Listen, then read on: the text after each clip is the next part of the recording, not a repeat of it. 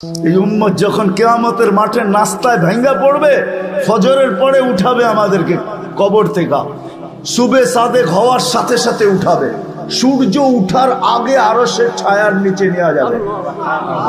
সূর্যের চেহারা আল্লাহ আমাদেরকে ইনশাআল্লাহ দেখাবে না। এই উম্মতকে রাস্তায় নিতে নিতে ফেরেশতারা বলবে তাড়াতাড়ি চলো। কেন?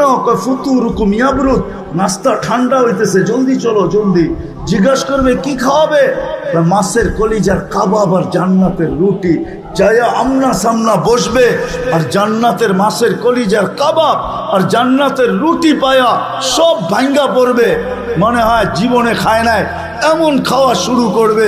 আমলনামা ডাইন হাতে চলে আসবে, একজন আরেকজনকে দেখাবে আর চিৎকার দিবে হ কয়া, যেরকম ছক্কা মারলে পুরা নরসিংদী তোমরা গরম করে ফেলো, ঠিক না? নাম কইলাম না আর কি, গরম করো না বাজার।